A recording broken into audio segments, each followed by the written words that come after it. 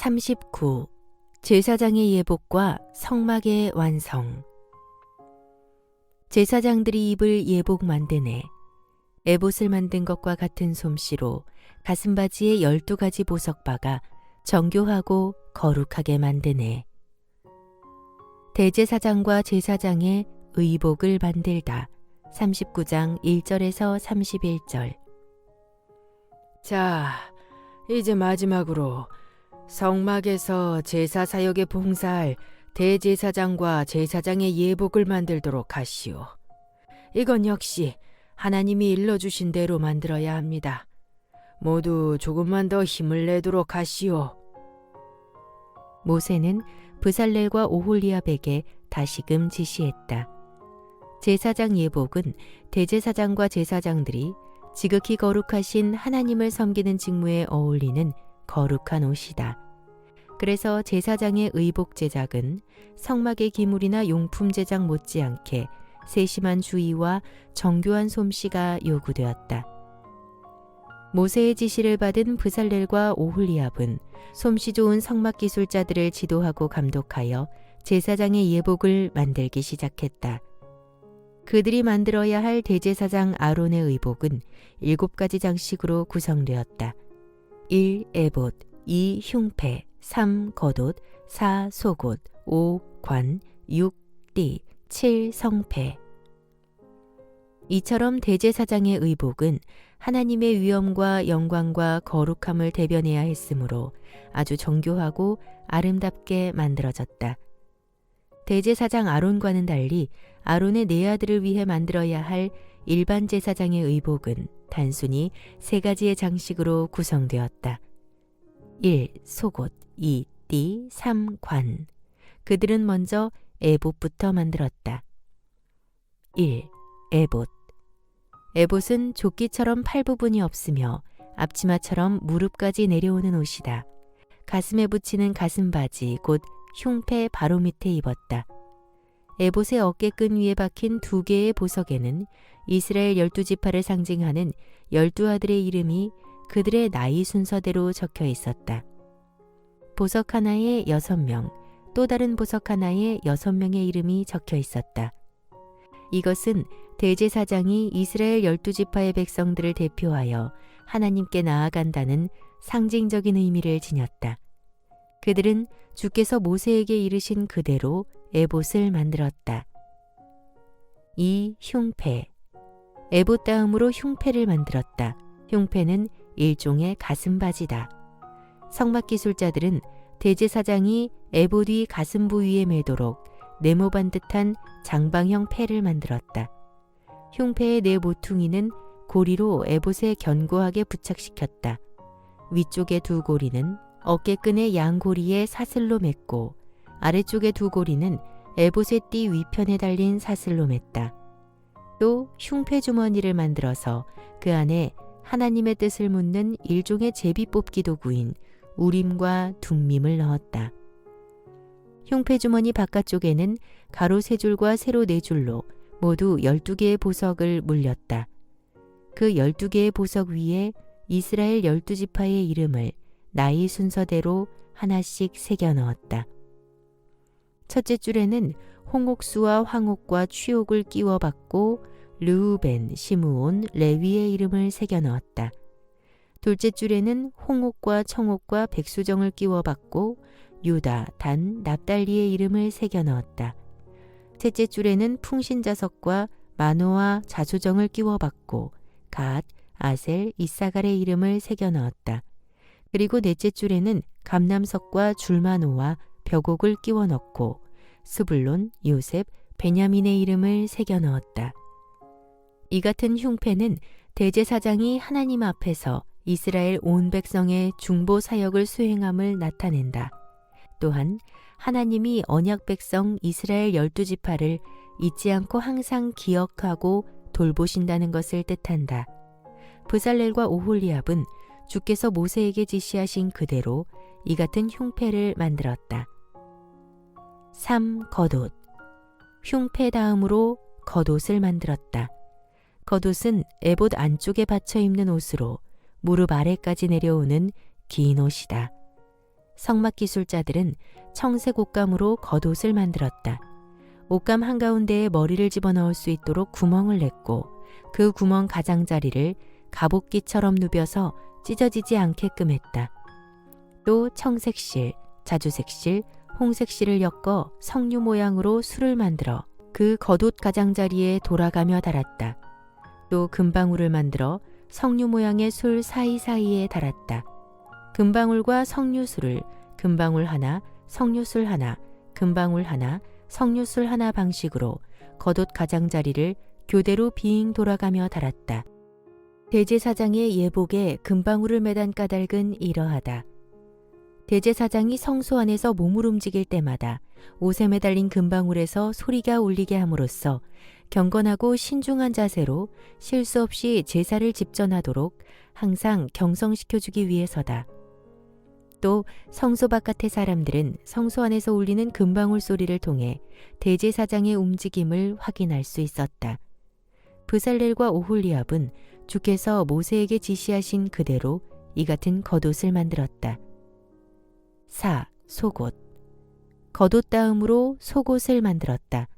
성막 기술자들은 가는 모시실로 속옷을 짰다.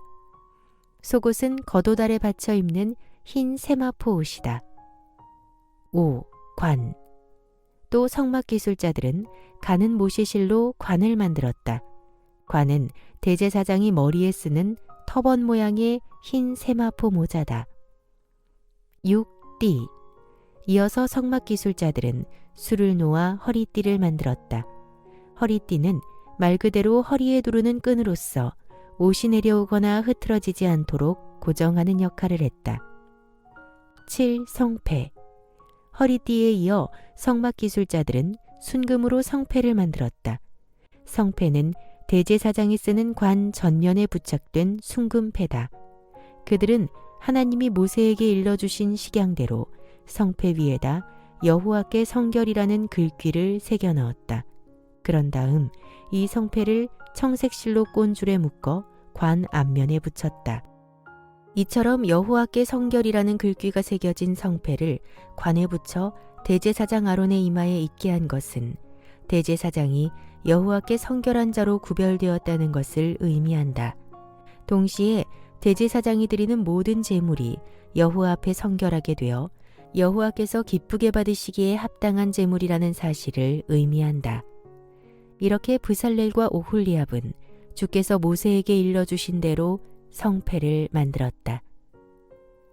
마지막으로 성막 기술자들은 고위인 속바지를 만들었다. 속바지는 하체 맨살을 가리는 옷이다. 그들은 가는 모시실로 허리부터 넓적다리까지 닿는 속바지를 만들었다. 대제사장 아론과 제사장인 그의 아들들은 성막으로 들어갈 때나 성막에서 일을 보려고 제단 가까이 다가갈 때 반드시 이 속바지를 입어 하체 맨살이 드러나지 않도록 해야 했다. 그 이유는 인류의 조상 아담의 타락 이후 부패한 인간이 지극히 거룩하신 하나님 앞에서 수치를 상징하는 하체의 벌거벗음을 드러내서는 안 되었기 때문이다. 속바지 제작을 끝으로 브살렐과 오홀리압은 시내산 정상에서 주께서 모세에게 일러주신 대로 대제사장의 의복과 제사장의 의복을 전부 만들었다. 성막 건축의 일이 모두 마무리되다. 39장 32절에서 43절. 보라, 모든 일이 끝났다. 성막 건축의 공사가 모두 끝났다. 하나님이 모세에게 지시하신 것을 모세가 성막 건축의 실무 책임자인 브살렐과 부책임자인 오홀리압에게 그대로 일러주었다. 두 책임자는 솜씨 좋은 성막 기술자들을 지도하고 감독하여 실제로 하나하나 작업했다. 그리하여 마침내 하나님이 시내산 정상에서 모세에게 일러주신 식양대로 성막의 모든 기물들과 용품들 그리고 제사장의 거룩한 예복을 다 만들었다. 이스라엘 백성들은 출애굽 원년 1월 15일에 이집트에서 나왔고 출애굽한 지 만 2달 뒤인 그해 3월 15일에 시내산에 도착했다. 그리고 마침내 성막을 세운 날은 그로부터 9개월 15일이 지난 후인 다음해 1월 1일이었다. 그 어간에 모세는 하나님의 부르심을 받고 시내산 정상에 올라가 40일 동안 2번씩 지내며 십계명을 비롯한 여러 법령과 규례를 부여받았다. 또한 성막 건축에 관한 계시를 받았다. 여기에 시내산에 오르기 전에 준비한 성결 기간이 있었다. 이스라엘 백성들과 언약을 체결한 기간, 금송아지 숭배 사건을 수습한 기간 등이 있었다. 이런 사실을 전부 고려하면 브살렐과 오홀리압이 성막 기술자들과 함께 성막의 여러 기물들과 용품들, 그리고 제사장의 거룩한 예복을 제작한 기간은 대략 6개월이 소요된 셈이다. 자, 보십시오.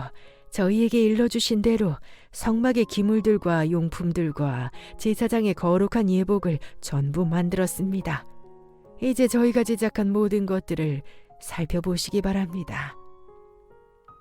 브살렐과 오홀리압과 성막 기술자들은 자신들이 제작한 성막의 기물들과 용품들과 그것들에 딸린 갖가지 기구들, 그리고 제사장의 거룩한 예복을 모세에게로 가져왔다.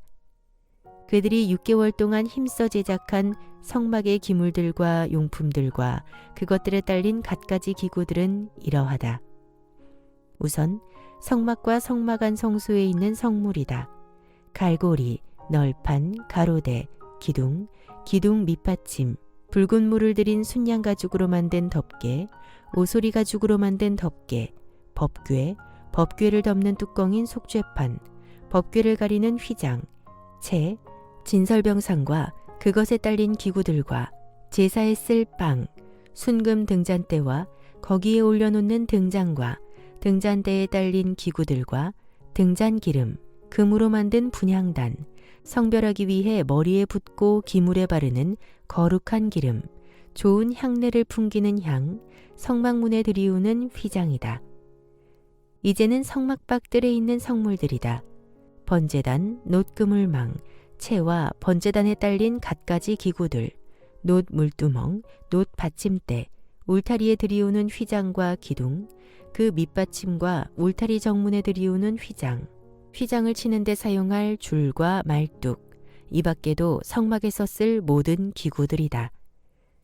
다음은 제사장의 의복들이다. 제사장이 성소에서 제사의식을 수행할 때 입을 예복, 곧 대제사장 아론이 입을 거룩한 옷과 아론의 네 아들이 제사장의 직무를 수행할 때 입을 옷들이 식양대로 한 치의 오차나 다름없이 정확하게 제작되어 있었다. 모든 것들이 완벽했다. 어디 보자. 모세는 성막 기술자들이 만든 기물들과 용품들과 그것들에 딸린 기구들과 거룩한 제사장의 예복을 찬찬히 살펴보았다. 하나님이 일러주신 식양과 다른 점은 없는지 하나하나 꼼꼼하게 점검했다. 과연 브살렐과 오홀리압을 비롯한 성막 기술자들은 하나님이 시내산 정상에서 모세에게 일러주신 그대로 성막의 모든 것들을 한치의 틀림이나 다름없이 그대로 만들었다. 오, 좋소. 좋습니다. 참으로 수고했소. 그동안 최선을 다해 열심히 일해주어 정말 고맙소. 주께서 수고하신 여러분의 손길 위에 큰 복을 내려주실 것이오. 우리 주님께서 영광을 받으소서. 모두들 기뻐했고 주님께 감사했다. 모세는 크게 만족했다. 성막의 모든 것들이 하나님이 일러주신 대로 완벽하게 제작되었기 때문이다. 모세는 오랫동안 수고한 성막 기술자들을 진심으로 치하하고 그들에게 복을 빌어주었다. 자, 여기서 주목할 사항이 있다. 성막에 관한 내용이다. 성막의 여러 기물들과 용품들과 제사장의 예복 등이 계속해서 반복적으로 언급된다는 사실이다. 어쩌면 지겨울 정도다. 왜 그렇게 계속 반복해서 말하고 있는 것일까? 그 이유는 그것들이 그만큼 중요하기 때문이다. 성막은 단순한 예배 처소 이상의 중요한 의미를 지닌다.